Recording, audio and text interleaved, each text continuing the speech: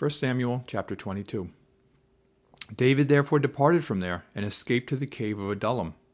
So when his brothers and all his father's house heard it, they went down there to him. And everyone who was in distress, everyone who was in debt, and everyone who was discontented gathered to him. So he became captain over them, and there were about 400 men with him.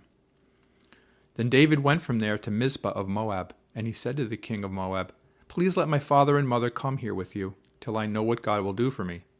So he brought them before the king of Moab, and they dwelt with him all the time that David was in the stronghold.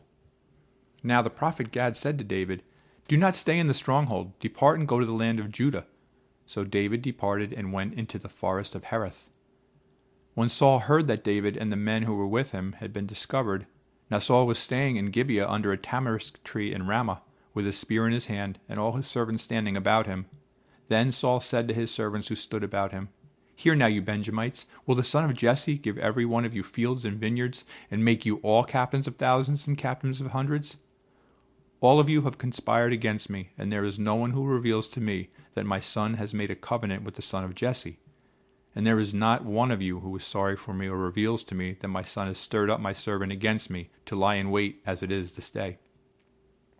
Then answered Doeg the Edomite, who was set over the servants of Saul, and said, "I saw the son of Jesse going to Nob, to Ahimelech the son of Ahitub.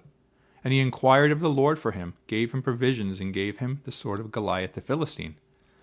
So the king sent to call Ahimelech the priest, the son of Ahitub, and all his father's house, the priests who were in Nob.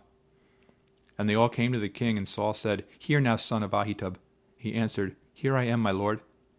Then Saul said to him, "Why have you conspired against me, you and the son of Jesse, in that you have given him bread and a sword, and have inquired of God for him, that he should rise against me to lie in wait, as it is this day?" So Ahimelech answered the king and said, "And who among all your servants is as faithful as David, who is the king's son-in-law, who goes at your bidding and is honorable in your house? Did I then begin to inquire of God for him? Far be it from me. Let not the king impute anything to his servant, or to any in the house of my father, for your servant knew nothing of all this, little or much." And the king said, "You shall surely die, Ahimelech, you and all your father's house." Then the king said to the guards who stood about him, "Turn and kill the priests of the Lord, because their hand also is with David, and because they knew when he fled and did not tell it to me." But the servants of the king would not lift their hands to strike the priests of the Lord. And the king said to Doeg, "You turn and kill the priests."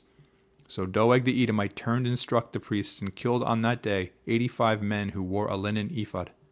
Also Nob, the city of the priests, he struck with the edge of the sword, both men and women, children and nursing infants, oxen and donkeys and sheep, with the edge of the sword. Now one of the sons of Ahimelech, the son of Ahitub, named Abiathar, escaped and fled after David. And Abiathar told David that Saul had killed the Lord's priests. So David said to Abiathar, "I knew that day when Doeg the Edomite was there that he would surely tell Saul, 'I have caused the death of all the persons of your father's house. Stay with me, do not fear, for he who seeks my life seeks your life, but with me you shall be safe.'"